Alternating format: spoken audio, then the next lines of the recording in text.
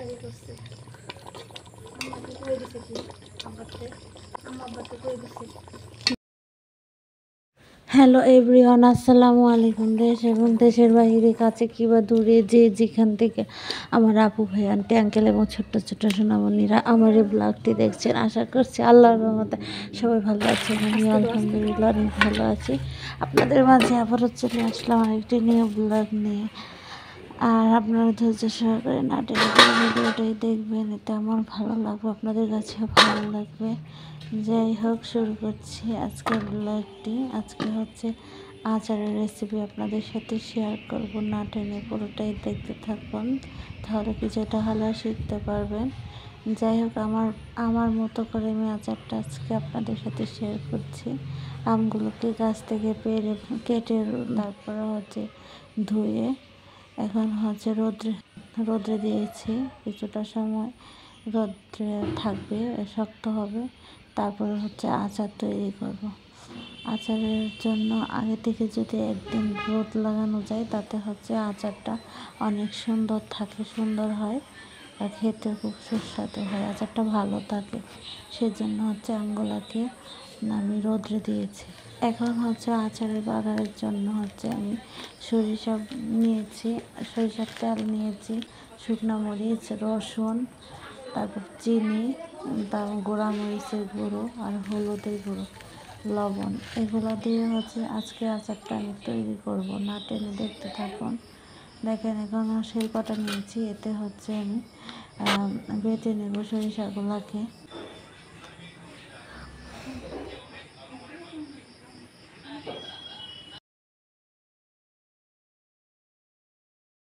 সরিষার তেল দিয়েছি।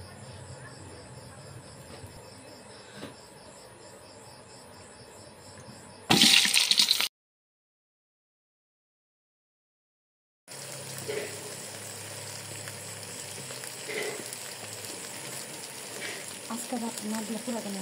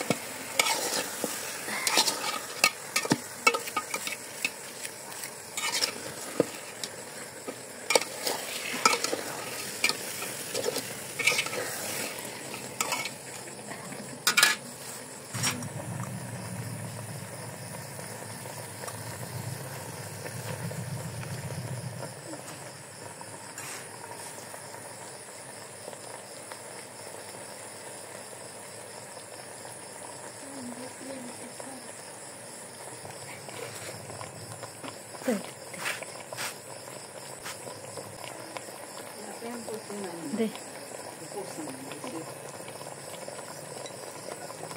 আবার দিতেছে ওইছে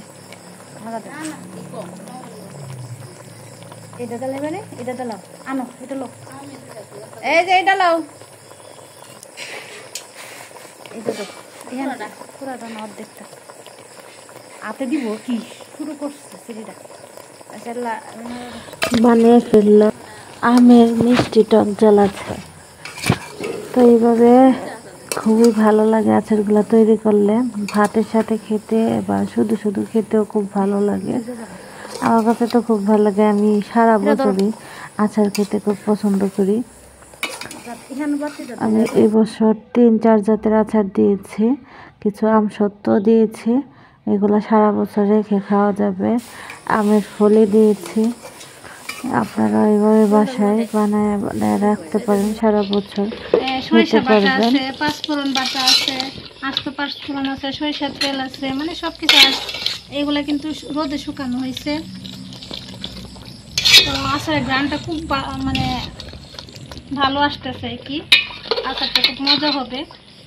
আচারের প্রসেসিং আরও কাজ বাকি আছে, মানে আপাতত করতেছে। আমের আচার দিয়ে কিন্তু গরুর মাংস খুব স্বাদ লাগে। ভিডিওটা আমার অনেকদিন আগে করা, কিন্তু সময়ের অভাবে আমি ভিডিওটা আপনাদের সাথে শেয়ার করতে পারিনি। ভালো লাগলে অবশ্যই সাবস্ক্রাইব করে আমার পাশে থাকবেন, বেশি বেশি শেয়ার করবেন। আল্লাহ হাফেজ, আসসালামু আলাইকুম।